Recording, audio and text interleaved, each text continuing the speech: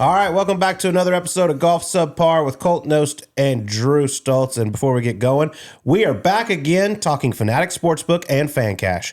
Most sportsbooks, their rewards are just fluff, but Fan Cash is the ultimate sports currency. And when you bet with Fanatics Sportsbook, you get up to 10% Fan Cash back on your wagers, win or lose. Did I mention they are giving away millions in Fan Cash this year, and that you can use that Fan Cash on anything in the Fanatics universe? Go check it out yourself. Download the app today. Winning hits different here. Must be 21 years or older. Gambling problem, call 1-800-GAMBLER. Connecticut, call 888-789-7777. Massachusetts, call 800-327-5050. New York, call 877-8-HOPE-NY. Maryland, visit mdgamblinghelp.org. Not available in all states. Terms apply. See Fanatics Sportsbook app. All right, Sleaze, let's get going. We actually had a busy week in the world of golf. Some awesome winners out there. We're going to start with Stephen Fisk, who won at the Sanderson Farms Championship, beating Garrick Higo by 2 shots. Played incredible coming down the stretch.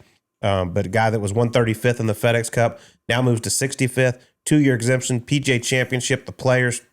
A lot comes with it, but pretty impressive performance by him. And this is what these fall events are all about.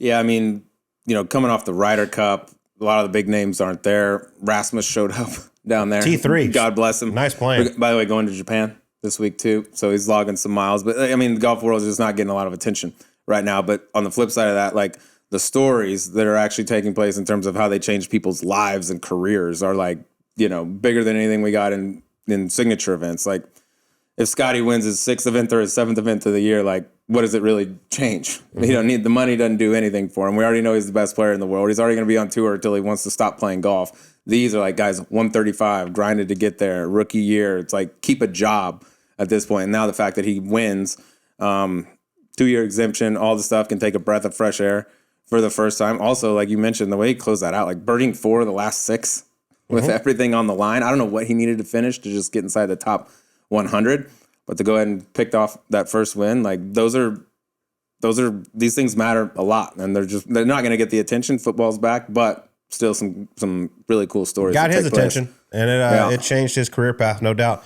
Also, little shout out to Taylor Montgomery, who finished tied for 6th. Had just 94 putts in 4 days. Taylor, my friend, how about we hit a few greens out there? You're rolling the rock pretty nice. Just a fairway, maybe a fairway or two. We went through his driving stats, just tee to green stats earlier on radio, and it's like, I mean, he's won 50 plus and tons of stuff, and then every putting category, 1, 2, 1, 3, 4, 1. If he could just find something in the fairway, it's honestly though remarkable that he could finish that high, given where he's hitting it off the tee. It's crazy. Off the tee this week wasn't even the problem. It was the greens in regulation. I mean, there were 67 guys that made the cut. He was 67th in greens in regulation. I texted him Saturday night. I was like, hey, dude, 18 greens, 25, 30 feet. You're going to shoot something crazy low. You're the best putter on the planet. These greens are some of the best on the PGA Tour. Obviously, some weeks you just don't have it with the iron game, but it's incredible to finish dead last in greens in regulation and finish top 6. Contend. More or less, yeah. 18 greens, 20, 25 feet. Why don't you ever tell me to do that?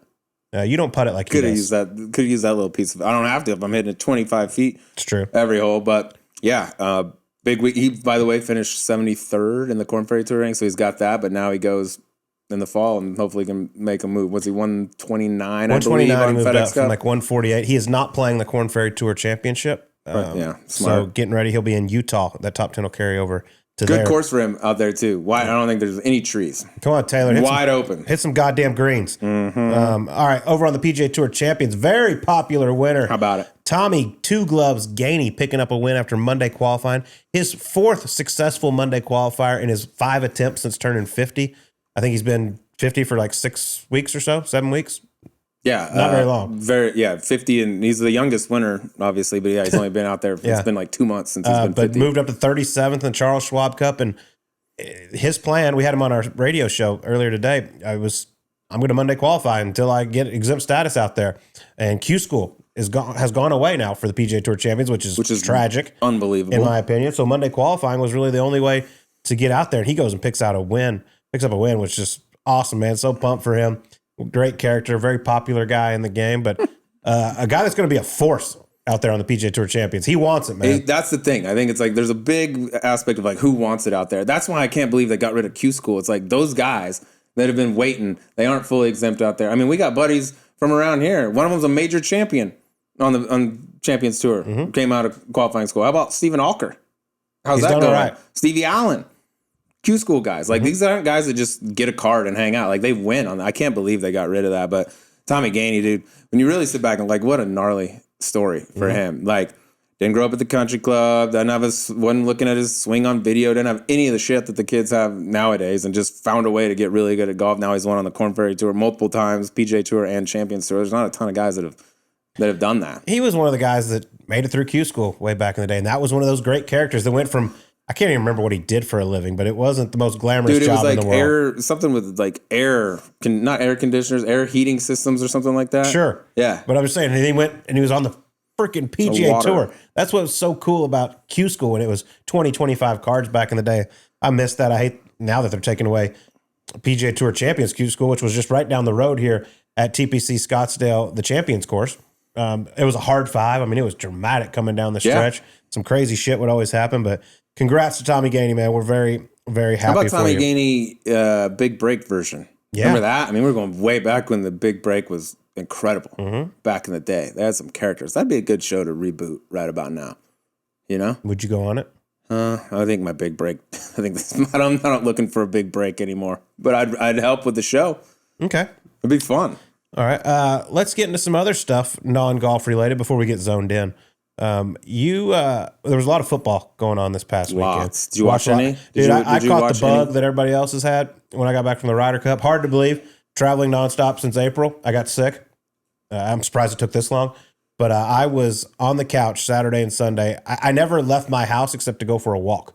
I never got in my car. That you go for walks too. Yeah, get a little vitamin D, bud. A little walk around the neighborhood. Dude. Take a little stroll. Trying to feel better. Trying to get this shit out that you got me sick at the Ryder Cup. I got a lot of stuff. Yeah. Stay away. But football was unbelievable. One thing we got to talk about, the Arizona Cardinals. Our hometown team here. I mean, you're a Bronco guy, I'm a Cowboy guy, but I do root for the Cardinals.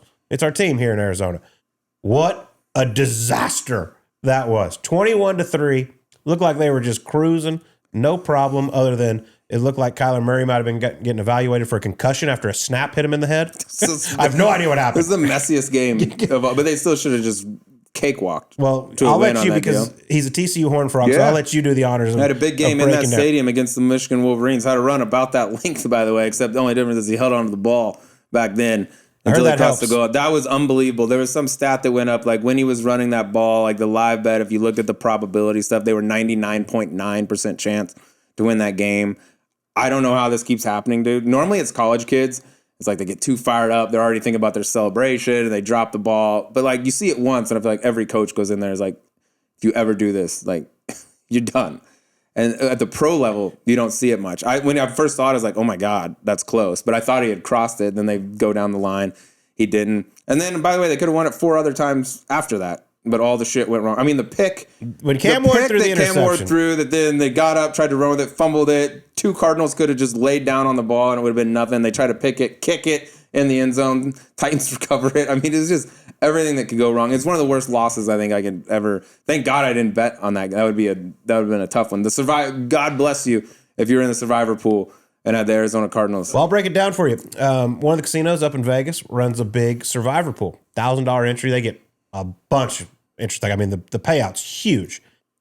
Between the Arizona Cardinal game and the LA Rams, who lost on a last-second field goal to the San Francisco 49ers on Thursday, there was 8,600 left in the contest going in. Over 6,100, I believe, were on the Rams and the Cardinals combined. Wow. And I bet the last week, the week prior to that, probably the Browns killed another 3,000 of them. Yeah, there's been that's a good point. That thing's gotten whittled down quickly. I mean, that was a straight mess. I'll tell you another game that could have been a disastrous one. Vikings over in London, which, by the way, I hate that we move games over there. How about the field goal that hit the cable that holds the camera, whatever they call it, the spider camera, whatever, and just goes straight sideways? I was watching it live. I was like, I've never seen a football really fly like that. I was like, how hard is the wind blowing? But it was so immediate. It went right. It turns out it hits the cable. No, just a multi-billion-dollar league, biggest business in sports, and like we got field goals that are hitting wires, and no one even brings it up. They said the refs didn't have a good vantage on the replay. Oh, I was like, what about the kicker? Point out, like, I didn't shank that. Well, what just happened? How does that happen? What if Scotty was on 18 at Augusta and his ball's just flying down the fairway, all of a sudden just bounds into the trees? People are like, Don't want to take a look at that? Well, us wanna at review that, CBS would maybe? never have a camera that's in play. Right. Well, First off. of course not CBS. Whatever Jicky Jack operation was running this Vikings game. That's why you don't move games to London, too. They're probably not even ready for it. Every replay booth, unless they were asleep, like, how does the replay booth not see it? Like, we saw it on the camera angle, everything. It hit the wire, went dead right. I saw it with the naked eye just watching. I was like, that was weird. Yeah, stop the game, guys. We got a little issue here. Take a look. Yep, be like, yep, that hit the wire. Never had this happen in the history of the NFL, but guess what? Re-kick. Yeah, they going to win simple. that game, but that could have cost one too. I mean, there's some weird stuff going on out there. Well, let's get zoned in with our friends over at Zone Nicotine. And this, it just blows my mind, Sleaze, because as we mentioned, the Ryder Cup was just last week. The boys were celebrating after a massive win over the Americans once again. Not many celebrate harder than Tyrrell Hatton. And it looked like Bobby McIntyre was having a rather good time. When I told you on our SiriusXM show last week that 4 of the Ryder Cuppers from Europe were actually playing that week, you said, what? Are you out of your mind? Why? What are you doing? Yeah. The Dunhill is a massive tournament on the DP World Tour. Tyrrell Hatton has an unbelievable record there. But come the end of the week, it got shortened because of some insane winds. Like, play got stopped because of wind and rain. Dustin Johnson hit a 3-wood from 192 yards, and he topped it. But guys were not. Let's ease up on the 3-wood topping, especially in the wind. Guys were not able to get home to 350-yard par 4s. Like, it was just insane. But they canceled it. They shortened it to 54 holes. And Bobby McIntyre and Tyrrell Hatton finished 1-2 after being at the Ryder Cup all week. Don't mind jet lag. Don't mind being hungover. Don't really want to be at the golf course that much after having a week like that. They go out there and do that. They were zoned in. That was fun to watch. A week after that, I would think you want like a tournament like the Amex, where it's just perfect weather, no wind. I'll go play, and if I happen to get hot, great. If not, just get me out of here. Then you have to go out there and grind. I mean, Bobby McIntyre put something. I was like 4 towels, 5 gloves. Today it just looked miserable. I cannot believe that they end up 1-2. I would have bet a lot of money on none of those Ryder Cuppers playing well. By the way, Matt Fitzpatrick finished 21st. As did Tommy Fleetwood. As did Fleetwood. So, I mean, it was like pretty good showing all around. There was big talk after the opening round and DJ's 64 minus 8. Yeah. Like, you think that would have worked over at Bethpage? I was like, here we go. If any of them play good, that's going to be the talk. Forget everything that happened leading up to that. But I think DJ, he had a tough one day. I think he finished 71st, if I'm not mistaken. Yeah, it wasn't good. He also tried to finish on Saturday after they blew the horn, said they couldn't hear the horn, and ended up making triple on the hole he finished. It was a disaster. That's tough. But Tyrrell Hatton, by the way, he will never skip the Dunhill. I think in his last 8 starts, this is just going off the top of my head, 3 wins, 3 seconds, and like a 7th and an 11th. So they had a first at the Dunhill, a second at the Dunhill, and a third at Sanderson. Yeah. Rasmus Højgaard. No Ryder Cup hangover for those And boys. now he's getting on a plane and going over to Japan. Sounds sweet. Just a little jaunt. Yeah. I'm just happy to be home. I guess he likes money. He's one of those that likes money. Well, let's do some gambling here. Fanatic Sportsbook, make sure you download it. Follow along with us. I sucked last week. Alex Smalley, what the hell happened? You finished almost last. Did you have him at top 150? Yeah, I won that. Okay, good. Yeah. Another one. Yeah, so that didn't work out too well. Florida State, I thought was sneaky going to backdoor cover. They're getting smoked by Miami. That last drive, I was like, well, touchdown here. We got a chance. They decided to kick the field goal and go for the onside. Another rule in football. The onside sucks. We got to do something different. I mean, the onside conversion rate's like 7%. What do you want to see? I don't know. What the XFL? You remember the XFL? And they used to just drop, or they put it on like a thing and 2 guys just sprint for it. That was sweet. That's pretty sweet. Yeah. But in the NFL, that was almost a grease cover, though. Yeah, the way the NFL onside now, it's basically impossible. But I lost. You hit a winner in football. Virginia Cavaliers. Yes. Shout out to y'all. Won outright. It was close to a double whammy with Max Homa, top 10. Had a great Saturday. Finished third. Might have an asterisk next to it. I may have had the odds wrong. Still would have been a chicken sandwich, by the way. Still would have been a chicken sandwich. I might have just won a little bit less than I had advertised. I have a hard time distinguishing between the top 5 and top 10 on the odds. Yeah, it's crazy how it says win. This may be why I'm not a great gambler. Top 10, top 20. It's somehow you always read the top 5 off the top 10 odds. It got changed not long ago. And by not long ago, I mean a couple months ago, I think. And I just haven't quite picked it up. Anyways, he almost had it. Well, this week we're going to give you a 3-team college football parlay and also our favorite bets from the Bay Current Classic, which is a new sponsor over there, over in Japan. Of course. Pretty good field. Colin Morikawa, Xander Schauffele, teeing it up, Hideki Matsuyama. For my golf, I'm going with top 10. I'm gonna see if these Ryder Cup guys can keep this going because this guy won in his last start, but he didn't play at the Ryder Cup. He was a vice captain. And he's going to go over there. He's going to hit 9 billion balls and be ready to go. Alex Noren, top 10 plus 210. Okay. Yeah, one last time out. Probably didn't do a lot of ball hitting at Bethpage. By the way, future guest of the program, talked to him at the Ryder Cup. He said, absolutely, we're going to do this. Coming on? Great dude. Beautiful. One of the nicest guys there is. Teach us how to hit fades. Yeah. Nice fades. All right, I'm going to go with a guy who just played this past week and played some good golf. Eric Cole, coming off a top 10 at the Sanderson. Mr. Steady Eddie. You get him plus 210 for a top 20 over there. So I know it's a long travel and all that. I don't know whether to pick the top guys, what's their interest level, or guys that have just played well over here but are traveling. I don't really know, but I'm going to go EC plus 210. There you have it. Let's get to some football here. We're going to combine our picks here. My pick of the week. This team's rolling right now. Also, hold on. Before I get to this team, I want to talk about a little something that happened. Theo Vaughn, who was the celebrity guest picker over there, who said one of the funniest things I've ever heard in the history of the show. And I watch the show every single Saturday, but obviously he's a Vanderbilt guy down in Tuscaloosa at Alabama. The house that Bear Bryant built that Nick Saban remodeled was one of his lines. But then when it came time to pick the game, he said, Vanderbilt beat them last year, but Kalen DeBoer didn't have his guys. He had the other coaches. All players. These ragtag bullshit. Right in front of Nick 3 Saban. stars. It was so simple. It was beautiful. Well done, Theo Vaughn. I really enjoyed that part. Saban gets a lot of shit on that. Like Shane Gillis at Notre Dame was last year when he came up. Was like, yeah, dude. Now that we can all pay players, I mean, these guys have been doing it for years. Yeah. And Nick took offense and he was like, oh, I'm sorry. That was good. Thought we were gonna have fun here. That was a good one though. And Pat McAfee letting Kirk Herbstreit throw the ball through the uprights after the girl that had never kicked anything in her life got selected for the field goal kicking contest. Give her $300,000.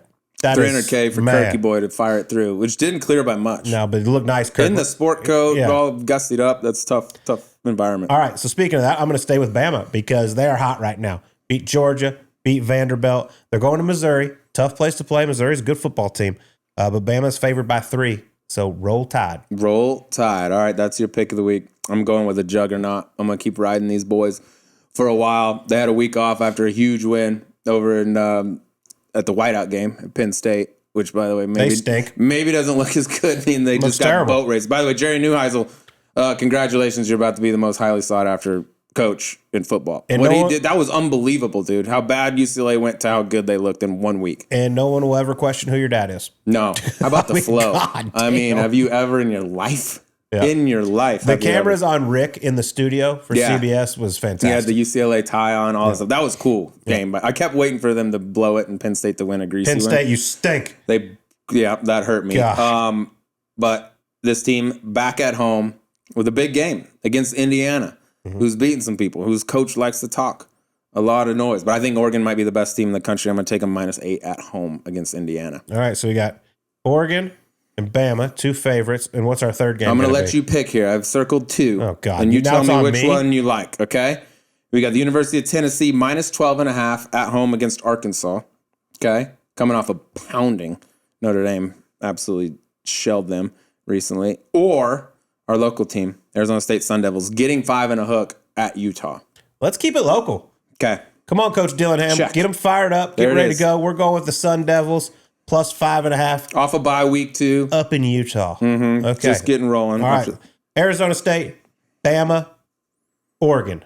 Book it. That's our 3-way parlay this week over at Fanatic Sportsbook. I don't see any way that loses. I hope it does. I don't see any way that loses. Well, speaking of winning, our guest this week just won the biggest championship of his career right down the road here at Troon Country Club in Scottsdale, Arizona. He's the Mid-Am champ. Well, something I know you, Drew Kittleson, a lot of people around here strive for. But Brandon Holtz put on an unbelievable performance. He'll be playing at the Masters next year and the U.S. Open at Shinnecock. He is the 2025 Mid-Am champ, and here he is on Subpar. All right, our guest today is a full-time real estate agent, part-time tweet maker, which he did in abundance a couple weeks ago out in Scottsdale. Former college basketball player joining us fresh off his U.S. Mid-Am victory. Bloomington, Illinois' finest, Brandon Holtz. Stand up. Congratulations, my man. Well done. Hey. Guys. Thank you. You got it, man. Thanks awesome to see you. Now, I've heard a little bit about you and everything. I mean, obviously, a lot of people know you played at Illinois State, played college basketball, then turned pro, played a little golf professionally before getting your amateur stats back. But I want to go back, That's not a normal route for most people. So tell me how it began. Like, had you always played golf? You were just better at basketball? Yeah, I mean, yes. I mean, basketball was kind of my number one. The thing about golf is you can't really go out there and hit anybody or run a little faster. The aggression side of the whole sport is a little more difficult than, playing basketball. So golf's always been secondary. Played basketball, fortunately enough to get a scholarship to play at Illinois State in my hometown, and was able to continue to kind of play golf on the side.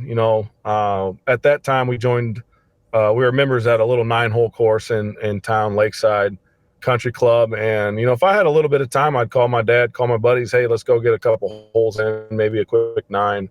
So just the location of me being where I was, I was able to continue to play. Did you have any offers for golf coming out of high school? I didn't. No, I didn't. I actually had about 14 offers for basketball coming out of high school, and I just never played, any of the tournaments, golf tournaments in the summer, just because my AAU schedule was, we were traveling a lot. We were pretty busy. Describe your hoops game for me. Like I said, I wasn't fast. I couldn't jump. I couldn't dribble, but I could come off the screen and I could shoot the shit out of it. So that's kind of where I was. I was a 3-point specialist, I guess. And I was just kind of tough, I guess. I don't like to talk about it, but I wasn't scared to mix it up. And I'm about 6'3", so I played a little bit of the 4 every once in a while just because I can muddy it up a little bit. But it was an ugly game. Was there any aspirations? Sure there was growing up, but when you were in college playing at a Division I school, any aspirations of turning pro in basketball? Not really. I kind of knew my place. I mean, growing up, of course, watching Michael Jordan, my younger years, everyone wanted to be him. But no, I mean, I'm a 6'2", 6'3" guy that, again, can't run, can't jump, can't really dribble. So I kind of knew what I was. Yeah. Lunch pail guy, blue collar guy. First one in, last one out. I knew what I was in there to do. I know your type. Did you ever consider, Gary Woodland started out playing basketball transfer once he was like, all right, maybe there isn't a future in this. I'm going to go play golf. Did you ever consider that? After my 4th year, going into my 5th year, I had some of the players on the golf team approach me, talk about, maybe coming out, playing on the team. But, being on the basketball team, 4 years of, telling them, being told what to do, how to do, when to do. It was kind of like, maybe I want to enjoy this 5th year a little bit. So yes, there was thoughts, but when it was all said and done, now to this day, I wish I could go back and, get some of that collegiate experience on the golf level, but hindsight's 20/20, right? Yeah, but it makes your story so much cooler that you played college basketball at a Division I place, not some bum school like Gary did. Yeah, no one's even heard of that. I don't think it's a real school. Yeah, where'd he go? No, I'm kidding. Yeah, exactly. Washburn. You ever heard of it? No one has. It's not real. But fast forward, so you finish up college. Did you turn pro in golf immediately, or what age were you finally professional? So I graduated in 2010, and I took pretty much that half year to just kind of practice. Then I turned professional. So I think it still was 2010 technically. And then played full time from 10 to 14. I call it my triangle. It was basically Illinois to Carolina to Florida. Just because I could drive there, right? I mean, I didn't have any sponsors. Obviously, I didn't play golf, so no one knew I could, actually play a little bit. And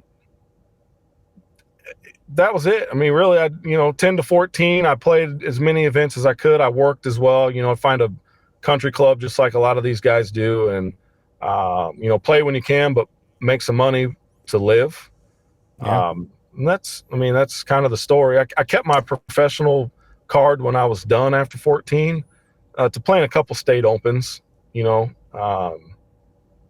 yeah, that's it. I mean, I make a few bucks.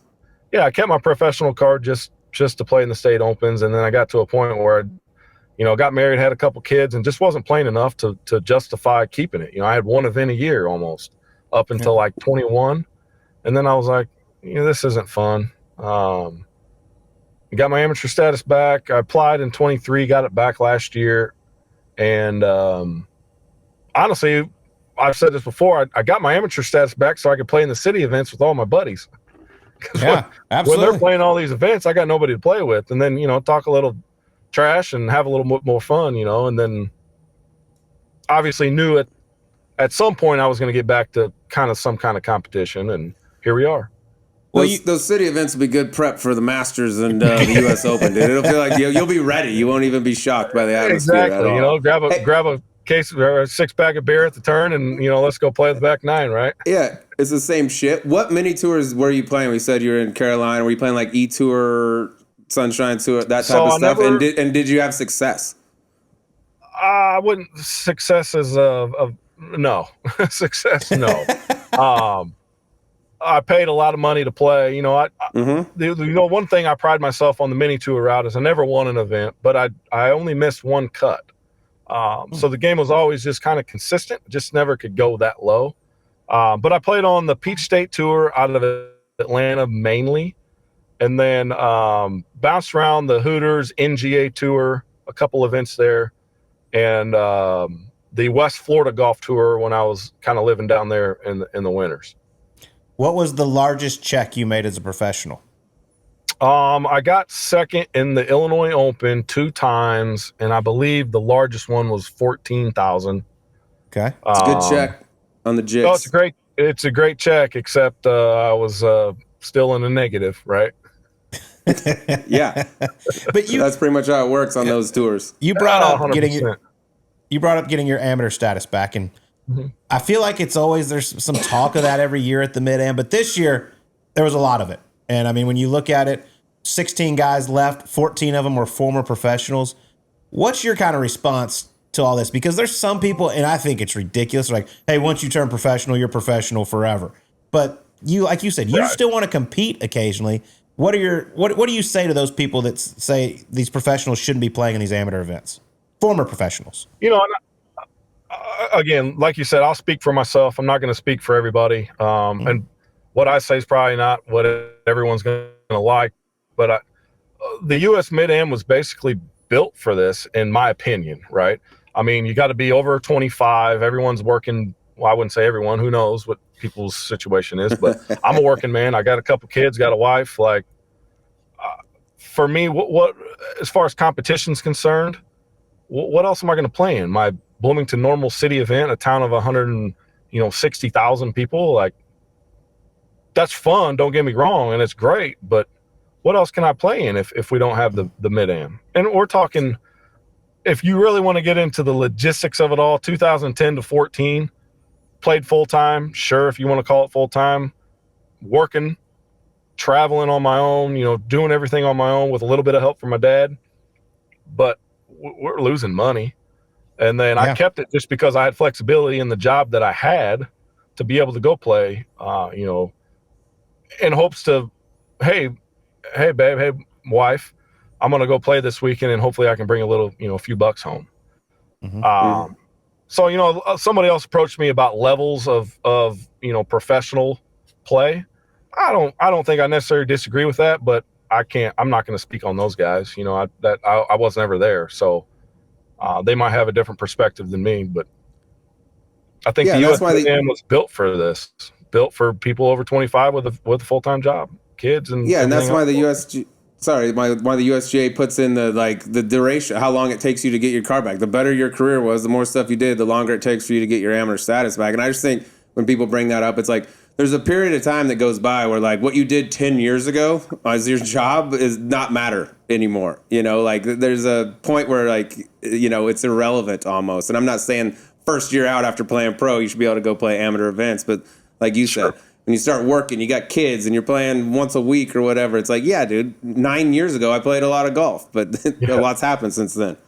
Well, rules are rules too, right? If you follow the rules, it is what it is. Yeah. I don't see the problem with it. I went back and forth on Twitter with a bunch of people that disagreed with me, which, by the way, pretty much everyone on Twitter disagrees with somebody. It's absolutely annoying. But let's go to the Mid-Am out here in Scottsdale, Arizona, right down the road from us, Troon Country Club. First off, how special was it to have your dad on the bag all week? I mean, growing up around town, with my dad, it was awesome. I mean, he's caddied before. This isn't anything normal or not normal. This isn't anything new. And it was great. I mean, that bear hug on the last hole, my dad's a big, thick dude. I got the best of him on that bear hug there. That's good. And this was your. I'm sorry. Go ahead. No, I was going to say this was your first special. USGA event, yeah? It was great. It was great. Absolutely, it's got to be. But like I said, Sleaze just said first USGA event, so you're 1 for 1, undefeated. It's good. I'm coming back for 2 for 2 too. I was going to say you can hang it up. By the way, speaking of your dad, is he going to be on the bag at Augusta? Have you decided that? 100%. I mean, it's a once in a lifetime opportunity, right? Hopefully not, but let's be a little bit more realistic. Yeah, he's on the bag. I mean, awesome. I think the plan is, my brother might be on the bag for the U.S. Open, and then hopefully get that invite to the Masters, and my dad is definitely on the bag. And just a little insight, my dad won two tournament badges for life in 2004. For life? So for life, yeah. So he won the lottery. Damn. Back when they opened it up to everything. So we've been going down there for 20 years. So it makes it a little more special just because we understand how special it is, right? So it just, walking the grounds and saying, oh, what's behind that rope? What's in that building? We're going to find out this year. It's going to be pretty sweet. Hopefully, right? Okay. You're going to have a little better vantage this year than you have. I didn't know it was lifetime badges. Okay. Yeah. Well, since you've been there several times, I'm guessing you haven't had a chance to play it, right? I've never played it. No. Okay. Well, give me the hole you're most excited to play. The ones I like to watch are number 2 and number 6. Number 2, just because I like to see for the bigger hitters, having that opportunity to hit it on number 2 green and 2, just because the green's crazy, but you can also kind of see, how downhill that actual hole is. A lot of people don't, they don't realize how undulated and how hilly that place actually is. But I really want to, number 14, how crazy that green is. I just want to go take a bucket of balls and hit chips as many times as I can around that thing. Cause I'll tell you what, from the bottom to the top, I think it's about 8 feet, and it just from a distance, it looks crazy. I can't imagine being right on top of it. Well, chip during the practice round. Don't chip during the tournament. Okay? Yeah, let's please not. We're going to try to stay away from chip. All right, we're going to take a break from this episode to tell you about Shady Rays. If you're serious about your golf game, your vision on the course matters. That's where Shady Rays Golf Collection comes in. They're designed specifically for golf with color-enhancing lens tech that helps you read greens sharper, track the ball faster, and spot breaks and contours you usually miss. They are lightweight, engineered for glare reduction, and have a comfort fit, so you'll stay dialed even on long rounds. And here's the best part. If you lose or break them, Shady Rays will replace them. Seriously. This is more than just eyewear. It's a performance upgrade. We've teamed up with Shady Rays to bring you an exclusive offer. Head to shadyrays.com and use code SUBPAR for 35% off polarized sunglasses. Try for yourself the shades that rated 5 stars by over 300,000 people. Now back to Brandon Holtz. Brandon, you've been out there a ton. It's just a monstrous yard. What's your club head speed right now? How far are you moving it out there? Are you long enough to think you can go post some good scores? If I play good, I think I can definitely compete. And I'm not going to sit here and tell you guys, I'm going to go win the damn thing. Cause 1, I've never played there. 2, these guys that are in that field, they're the best. Right. And I'm not silly enough to underestimate that. But club head speed, I'm probably 125. I get the ball out there over 300. So, from tee to green, I'm not all that. I don't like to use the word scared, but tee to green, I'm ready. I feel like it's just around the greens, where to miss. That's going to be key. Putts are going to be key. I've been going out there. I know where these guys are hitting it, but you can't really, you don't really know what wedge shot, what iron shot to hit into that green until you actually do it. Yeah, well, that's 125 good. works. That works. By the way, the other caddy in the finals there, for Jed Coughlin. Was a fellow that's played Augusta a few times, won on the PGA Tour a few times. Did you have any idea Kevin Streelman was the other caddy in your final match?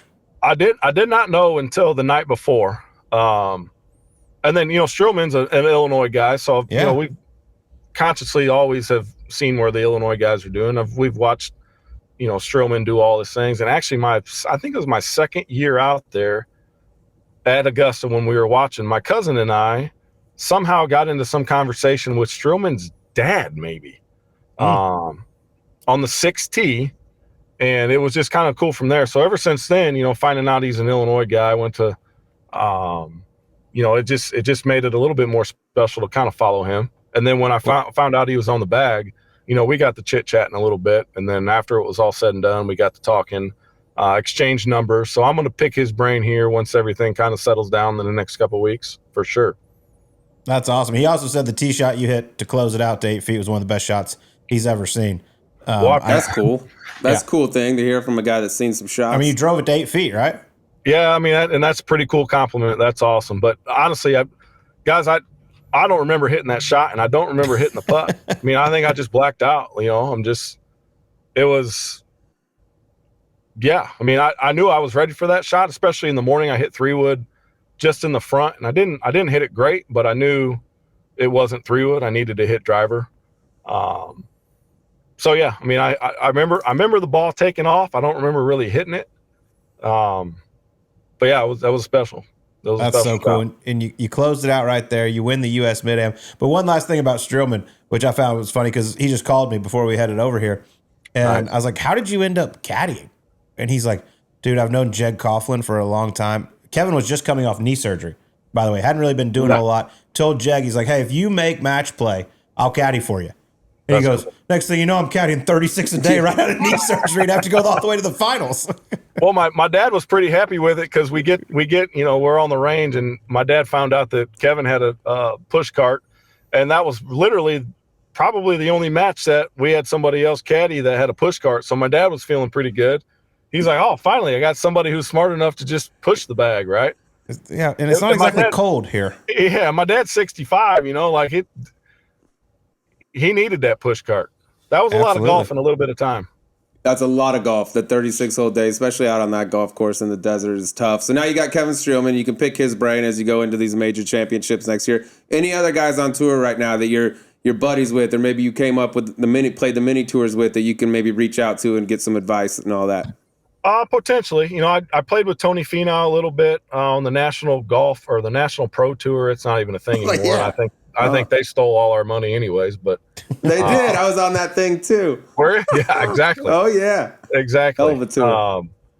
So I mean, I haven't had any contact with him by any means, but I might, shoot a message to him to see if he would respond. I specifically remember we were out in Bolingbrook, Illinois. The National Pro Tour had an event out there, and I was doing all right, and they had a rain delay or something.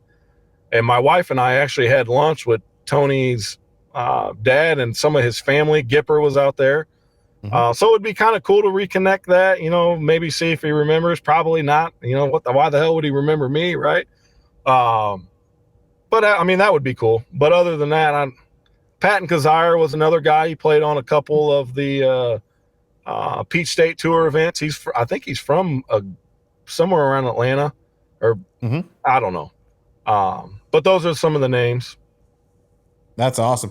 Well, with this win, obviously it opens up a lot of doors for you, not just the Masters and the U.S. Open, but you have the chance to play in a lot of these big-time amateur events going forward, especially in the summer. One, will you consider playing those, even though you're a full-time working man? And two, the Walker Cup has to have a mid-amateur on there. And they're changing the schedule up next year. The Walker Cup is happening again. It's not 2 years this year. You're the mid-am champ. Have you thought about that at all? Honestly, no. One of my good buddies, I stopped at the golf course this morning, and he was looking all these amateur events up, and he's like, dude, you got to play in all these. And I had no idea that there are all these, amateur events that were out there. I mean, I've heard of the Walker Cup, but then I was like, all right, whatever, I would love to do it. But even your information right there, Colt, I didn't know it was every year now. So I'd be happy to play. Yeah, they're changing it. it has been odd years, but because of something going on, I don't know if it's the Olympics or what, but they're changing, and so the Walker Cup is going to be next year, and then it's every other year after that. But it's overseas. It'll be Lahinch in Ireland next year. So sounds terrible. Keep the game Sounds sharp. like a horrible time. Yeah, and you're off to a nice lead on the mid-am. So you should play some of these mid-am events, dude. If you need any help, reach out to me. I can tell you the ones like to play and stuff like that. It's a cool circuit if you can get the time. It's hard with family and all that, but yeah, that's a super realistic. I didn't realize it was next year either. Yeah, that'd be and I'm all ears, man. I didn't realize that there was, I talked to a couple guys in a practice round that were talking about traveling around playing in all these events, and I'm like, oh, this is pretty sweet, but man, I mean, this golf comes with a price, right? So it's kind of one of those, kind of weigh the options and see what you can and can't do. But no, at this point, I'm all ears. I'll do whatever I can for sure. Just get on that Stuart Hagestad schedule. You'll be fine. Yeah, right. Have him I actually did get his number, so I'm gonna reach out to him and pick his brand and see how that all works. He knows how it goes down. We've been doing all the Masters talk. Also, Shinnecock coming up. That's gonna be pretty. You ever been up there, played any of that? I believe that you said you made it to sectionals like 6 times. Were you ever close?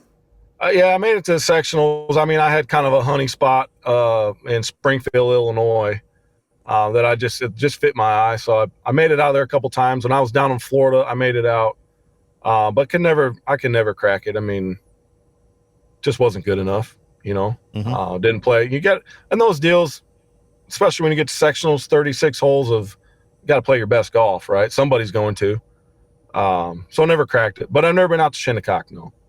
Oh, it's special. And by the way, it's hard as shit. Get ready. Buckle your chin strap and get ready to battle. All right, quickly, let's get to our E9 here. Sleaze, I'm going to let you pick the first question. Which way do you want to go? I'm going to go with give me your childhood and or current celebrity crush. To the married man. Yeah. That's okay, dude. Everybody's got a hall pass. Oh, boy. I mean, let's take it back. J-Lo, Jennifer Lopez. I mean, come on. Oh, boy. Right? You and Sleaze going to be fine. Okay, Brandon. I see you, big fella. Holtz and Stoltz. Yeah, buddy. Yeah, I might be calling you on that 4-ball. We'd be a good team. Wow, just dumping Kitty like that. I got a guy. All right, next one. We mentioned Gary Woodland earlier, who the only other one I know that had the same route as you. College basketball turned into professional. You and G-Dub, one-on-one. Who's winning? I mean, I don't want to take any credit from him. I know he's coming back from some serious stuff, but I'm not going to say no. Come on, bring it on, Gary.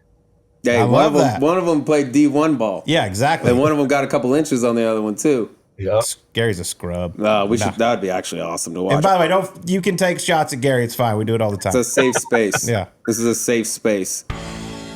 All right, before we get back to Brandon Holtz, a huge thank you once again to On Location for hosting us 3 nights in New York City. Had a blast, some very special guests, the staff, everyone. Couldn't have been better. We had so much fun up there, and it was Ryder Cup week, man. With On Location, what could be better? Got some great interviews, and the excitement is only growing for the next one as we head to Adair Manor in Ireland, 2027. Trust us, you're going to want to be there. And the best way to make that happen? Place a fully refundable priority access deposit today at onlocationexp.com/subpar. That deposit gets you early pre-sale access before packages go on sale to the public, meaning first pick of official tickets, hotel options, course transportation, and world-class hospitality for this once-in-a-lifetime Ryder Cup. This is your chance to experience the Ryder Cup like never before with On Location's official travel packages, all at a venue as iconic as Adair Manor. So don't wait. Secure your front-of-the-line access now with a deposit that's 100% refundable. Head to onlocationexp.com/subpar for details. That's onlocationexp.com/subpar. Subpar is not directly affiliated with the PGA of America or the Ryder Cup. All packages are provided by On Location, the official travel package provider of the PGA of America and the Ryder Cup. Full details and policies available at onlocationexp.com. Now, back to Brandon. Give me this, since we're on the basketball. Like, to play D1, you had to be a monster in high school. Give me your best, nastiest stat line, high school ball. My junior year, I averaged 24, 7, and like 4, I believe. Okay. And my highest point game, and this is AAU, so it's a little bit different, but AAU I had 71. against Old Gold out of Chicago. Just couldn't miss. One of those days couldn't 71. Miss. How many threes? I think all of them. I don't even think it's divisible by 3, but that's all right. No, hey, good math over there. No, there were some free throws, a couple shot fakes, you know. But I'll never forget it. It was up in Chicago playing Old Gold, which is a big-time AAU program out of Chicago, but just couldn't miss that day. 22 threes, 5 free throws. That's a wait a minute, hold on. To reiterate, it went into double overtime, so there's a little discredit. You should have left that part out. It doesn't matter. It doesn't matter. Dude, you could have gone to that school in Iowa where they trot out 5 at a time like hockey and all they do is shoot threes. You seen that school? That would have been right. Oh, dude, that place looks like heaven for the dudes that like the jacket. Yep. Oh, man. All right, next one. When you look at the professional golf game, whose game do you think you most closely resemble? I mean, honestly, while we were talking about Gary Woodland, I mean, hits it long, putts it well. That's kind of where I'm at. Everything in between could use a little bit of work. But I'm not scared to hit the driver, man. Just tee it up and hit it. And that's what, I mean, differentiated me from, you know, a lot of the guys at the mid-AM. There's a lot of guys hitting irons off the tee, 3-woods off the tee. I'm a hitting driver, man. That's the strongest club in my bag, and I grew up hitting it, hit it. I love that. Well, Gary would get stuck in a corner in a round room, so hopefully you're not that way. Shit, if I swung at 125, it'd be my favorite. It'd be my favorite club in the bag too. All right, Brandon, give me the player. I feel like everybody's got one that played basketball at a high level. The player you played against that just made you go, nope. It's different level. Sean Livingston. Oh yeah. I don't know if you guys know a whole lot about Sean, but if he did not break everything in his knee, I honestly think he would have been top 50. No doubt. But that guy did things with the basketball that blew my mind. And he was honestly kind of changed the game of basketball. 6'7" point guard. You didn't see that often. And I'm almost positive that he was the one that started, you know, that whole trend for sure. I forgot about him. Good scoop. I like that. All right, next one. You're heading to Augusta, going out on a Tuesday, you know, late morning for a little practice round. You can pick any 3 guys in the field to play with. Who you going with? Well, one Tiger, if that could ever happen, right? Probably doubtful, but you know, I want some long hitters. I want to see kind of where I stack up. Well, John Rahm would be great. Someone wants to buy a house. Bubba Watson would be fun just because, you know, I do a lot of range watching when I'm out there, and that guy just hits the craziest shots ever imaginable. So he'd be fun. And then good old Freddie Couples. Light and low. Yeah. Just a good old boy. Just easy street, right? Absolutely. Yep. Freddie's the man. Last one. Your phone's been ringing the whole time, so business has got to be booming. You're a real estate agent. Have you closed a few more deals since you won, being like, hey, you know what? You buy this house, I'll throw in a Masters ticket for you. Yeah, I wish I could do that. But no, I mean, hey, I'm just like all you guys, man. We wake up, we go to work. So nothing new yet. I'm hoping that they'll strum up some business, but just wear a green jacket. Point, there's all well, we'll see. You know, that'd be fun too. Bring that trophy to all the open houses. Yeah, right. Just table. All right, Brandon. Well, man, we want to once again congratulate you. It's an incredible performance at the Mid-Am. I know you're a busy guy. Thank you so much for taking some time to join us here on Subpar. All right, that was the 2025 USGA Mid-Am champ, Brandon Holtz, joining us there. I like this guy. Seems like he likes to be a little bit of shit talker, likes some action on the golf course. My kind of fella. Big boy. I was like, hey, how's your distance stack up for a big yard like Augusta? It's okay. I mean, you know, I'm all right. 125. Yeah. Okay. Well, how about his dad winning a lifetime badges to the Masters in the lottery? A thing. I didn't either. That's unbelievable. And I mean, yeah, if he's hit the driver that good, to hit it around here on like a desert, if you're not afraid to hit it out here, then Augusta's going to seem like wide open spaces around there. But cool dude, basketball player, great comment. Like he's the one, you know, not in him necessarily, but just like the final 16, 14 of them were former pros. Yep. And it's like, you hear his story. It's like, all right, is that a guy that should be able, does he have a monstrous advantage against everyone else? And some of these amateurs that are playing year-long schedules, more or less. It's like, yeah, I kept my I stayed pro because I wanted to play the state open for a little bit of money for a few years and stuff. Like, I don't know. It gets into, I think there's levels to it all in terms of like how long you played, where you played, what tour you played on, money made, all the stuff. And I think, for the most part, they take all that into account and set your, timeline accordingly. But I do think it's like really weird. I don't think there's any like system to it. It's just who gets in front of your. All right, you get 4 years, you get 2 years, and it's like, dude, we had similar careers, Yeah, but congratulations to him. Awesome win, and can't wait to see him at 2 of the 4 major championships next year. And Sleaze, why wear the same thing as everyone else when you can rock gear made just for you? I just designed some Birdie Juice t-shirts, and the process was seamless. The fit and finish were perfect. Now it's your move. Design polos, hoodies, and other favorites with top-tier golf brands, all featuring the logos you love. Don't settle for standard. Visit shop.golf.com and create your own custom look. You look good, bud. I know. You look Thanks. good. And fall season coming up, a lot of giving. A lot of hoodies. A lot of giving to be hoodies done to out be there made. for all the golfers and golf fans with golf friends. All right. Well, why don't you wrap this up here for us, can I Sleaze? tell you something else I discovered this week, dear dude? God. Oh, yes. I played a hit and giggle charity scramble. And when I say hit and giggle, full on hit and giggle. Par threes. They're like, hey, would you like to buy a zero? You can buy a zero. I was like, 24 or 5 under or something won the golf tournament. I think you could buy your way into like 12 under without ever hitting a shot. Anyways, as you know, those things take ages. Stacked up on every tee. You get a good chance to get to know the groups in front of you, typically. We had a group of 4 out there having themselves a good time. Did not win the golf tournament, but they led in other categories. Well, one of them, after like 6, 7, 8 holes, walks over and is like, hey, dude, you ever tried these? I look at him, smelling salts. And he had these. I was like, no, but we had just talked about it, you and I, when the NFL was like going to ban those things, and now you got a BYOS. He had them. I was like, oh no, let me get a little sniff. Anyways, I did it. BB did it maybe a few more times than you probably should over the course of the round. But I think I'm going to go buy some and put them in the bag. It's like, dude, it's just like a shot of life straight into your head. It's like a cold plunge for your brain in there. It just knocks the cobwebs off. You ever had any of these? I mean, back in the day, like in high school, when they were on the football sidelines, you tried them. What did you think? Then. I wasn't ready to run through a wall or anything. But yes, they do wake you up. It shoots right to your brain, like you said. But smelling salts, Celsius, yeah, you'll be getting a little lethargic yards on the course. Take a shot of that. You got it all figured out. That's nice. Dude. I'm just saying, I'm surprised no one's cracked this code. That's what everybody says. Sleaze needs more uppers. No one's cracked this code out in the golf world. I might be the first one to do it. But warning on that, don't do it too much. As I found out, there are negative consequences. Yes, there are. And also, warning, when it comes to our friends over at Zone, this product contains nicotine, and nicotine is an addictive chemical. Underage sale is prohibited. Listen, when I need to dial things in on the course, I go with Zone Nicotine Pouches. Why? 1, stronger nic intensity. The others aren't even close. 2, better flavors. And 3, they last longer, and they're more comfortable than any other pouch out there.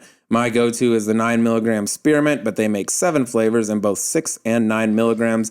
They are a game changer. 20 pouches per can versus the 15 the other guys offer. It is a no-brainer. I do not go anywhere without at least 1 can of Zone on me. If you want Zone pouches at a discount and mailed right to your door, head to nicokick.com, NICOKICK.com, and enter code Subpar20 at checkout for an additional 20% off. Can't beat that, buddy boy. Beautiful. All right. That's a wrap. We'll talk to you on next week's Subpar.